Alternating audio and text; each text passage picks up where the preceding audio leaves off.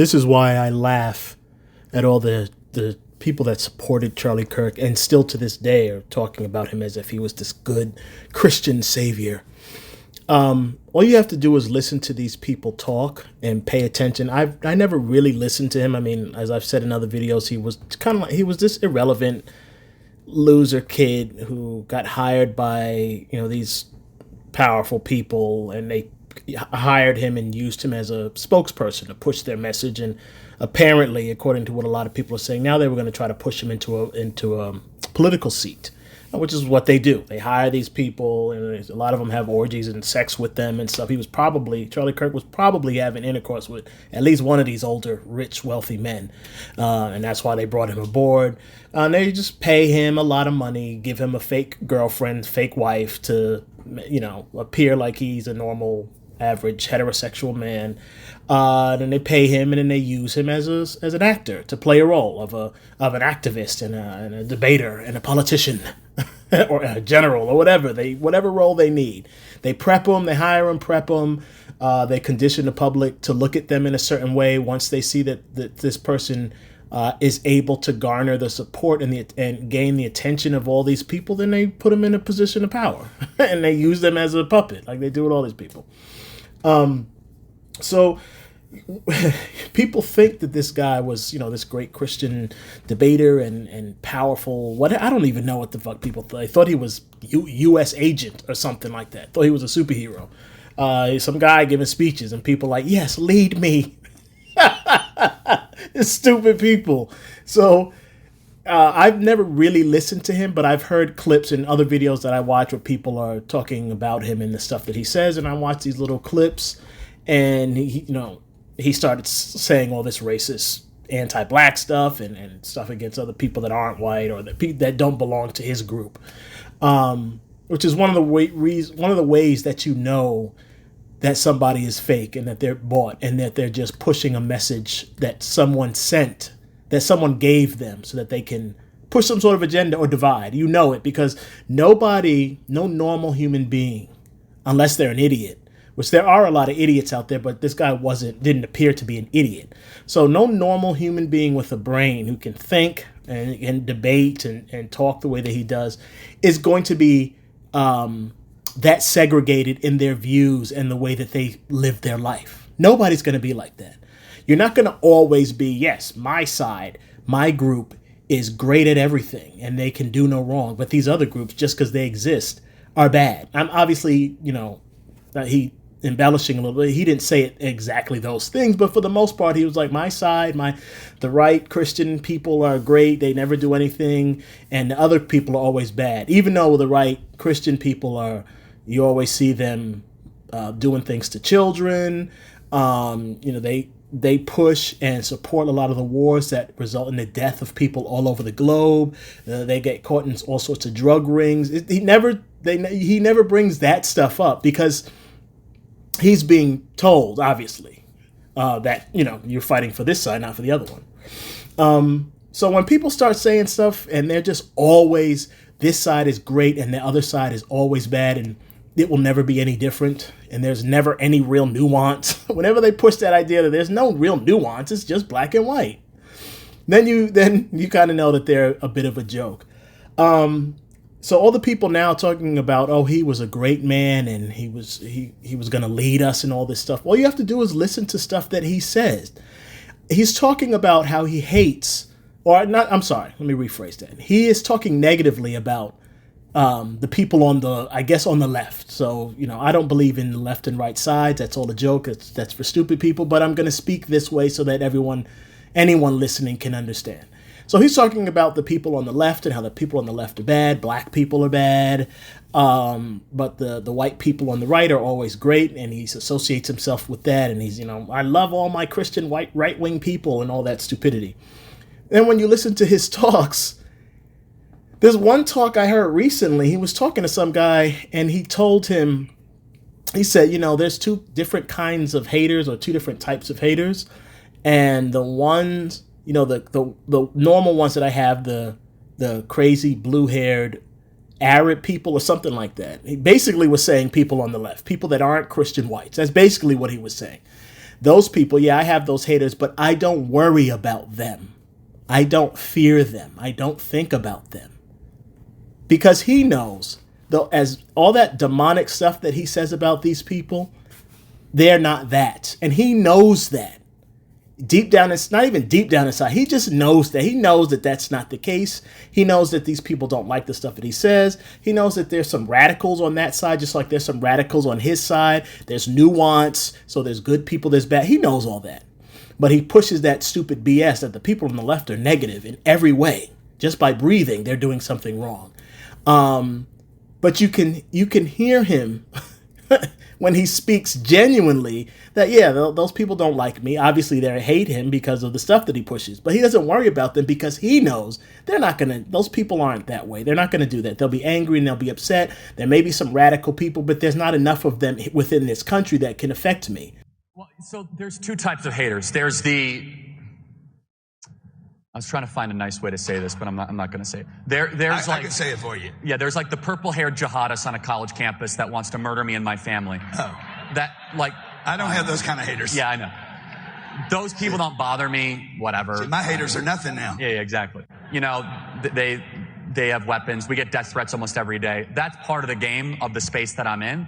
The other type of haters, though, are the ones that are the close proximity ones. And these are the ones I know that had some sort of relationship with me and either betrayed me or deceived me or said that I could not succeed. That is a whole different... Those actually get my attention. Yeah. Just like the random troubled person on a campus, whatever. The people that he really feared was his inner circle. And his inner circle were all white Christians. All the people that he says great things about, those are the people he really feared because he knows that those people are bad. That's the negative. That's what he knows. So the stuff that he's saying, the BS that he's spewing to the stupid people that follow him because they like hearing that stuff, that's all BS. It's all performance he's playing in order to rally you to his side. And this is a perfect way to look at how politics works. Any politician saying the things that you like, any politician on the right or the left, it doesn't matter. Anyone that is telling you the stuff that you want to hear, pushing the things that you agree with, and they're really, gung-ho about it, they are always lying to you because they know the reality. The reality, there is nuance. There's good people on the right that want want the country to just exist as a country and want good things to happen. There's bad people on the right, and there's fanatical people, extreme people on the right. Same thing with the left. You have plenty of people on the left who go out of their way to try to push good things. They really just want, the world to be a good place. You have bad people on the left. You have fanatics on the left who do wild, extreme things. There's nuance, and everyone knows that. But the goal of these politicians on the left and the right, on both sides, is to push the divide because it is divide and conquer. That's what the wealthy do. There's only a handful of wealthy, and there's millions of us, billions of us, and they're the ones always destroying our eroding our lives because, again, as I've always said, the wealthy want to be in power. They want to be rich. And if everyone is rich, then no one is rich. So they're going to make sure that you're not rich and you never get to be rich because they need you to be poor in order to keep being wealthy. That's how it works. So their job is to keep you from focusing on them, to divide you and make you fight and focus on each other. And that's any politician that you see is going to be pushing this. You'll never see a politician come up and speak for the things on the for genuine valid concerns that people have on the right and genuine valid concerns that people have on the left and tell them that we need to come together and do this, that, and the third. You're never going to really see that. Some of them might mention it just to get attention or to get enough followers, but none of them will ever push it, really run on it, and then when they get into office, push any policies that mirrors what they were talking about. That will never happen because that's not their job. All of these people are fake and phony. And that's why I laugh at this fool Charlie Kirk, who went along with it. A lot of people are now saying, well, he found out that these people were bad, so he was trying to free himself from them. The guy's not an idiot. He knew who these people were. He knew what they were. It's funny when you watch the assassination, they shot him right after he said something disparaging about black people. They talk about this white tranny kid that they said killed him. This kid doesn't have that kind of, not only would he not have been able to pull off that shot, but he also wouldn't think in this way. And the reason I say that is he was shot at that moment because the people who were behind the assassination wanted the population to immediately look at the black community. Like I've been telling black people, they're going to try to push a black purge and trigger something that causes the masses to come after black people. It's that divide and conquer thing again. They shot him right when he said that so that people would look and say, oh, he said something bad about black people. The black people must have shot him. It didn't. I mean, it worked a little bit because people were going to HBCUs for some reason. I don't know why. And they were saying upset at black people for some reason. So it worked a little, but it didn't work enough. It didn't work as much as they wanted to. But the point that I'm trying to make is the people that were behind this had an actual planned goal and mission. And this kid that they have in jail now, he ain't that smart. He ain't that connected to be or deep into this to try to come up with to come up with that particular reason that I just gave as to why they shot him, to come up with that timeline. And the country is most of the people don't believe that this kid shot him, but watch, they're going to find him guilty. They're not going to let him go. The criminals that run this, they're not going to let him go. He's the patsy. They need to use him as a patsy. And so then once they convict him, you're going to see all of the people here who all genuinely believe that this kid didn't have anything to do with this, or he at least didn't pull the trigger.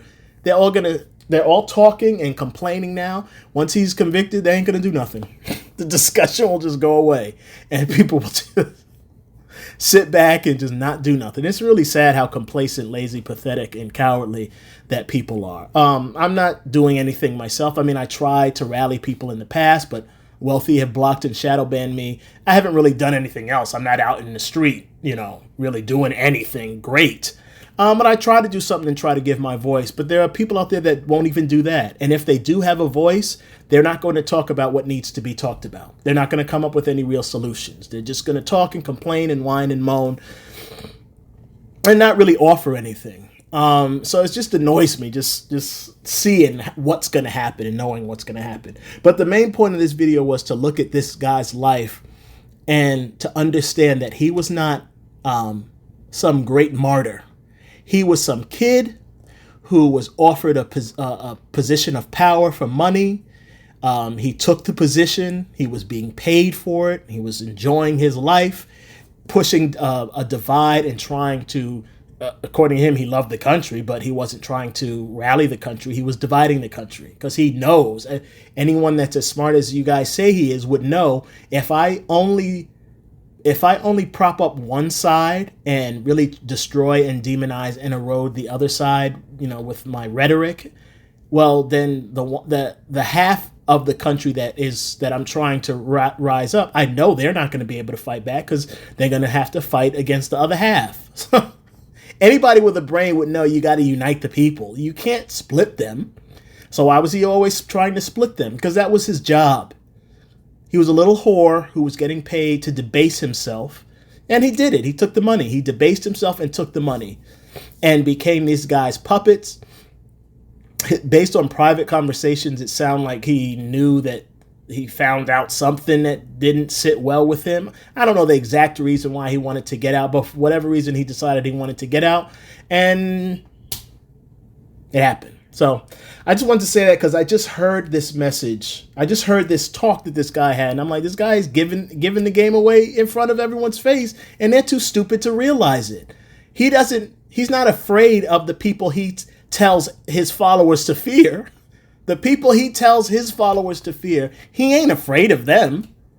It's the people that follow him. That's who he really fears. Because he really knows what the real danger is. He really knows who is the real danger. In Black America, he knows you ain't the real danger. He and the wealthy people of this world know that you are not the real danger. They know who the real danger is. And they're in the process, I believe, I'm not going to say it as if I know, they're in the process of getting the real dangerous side to look at you as the enemy and to focus on you, while the wealthy continue doing what they can to rob and destroy these people's lives for their own financial gain. So that's how the world works.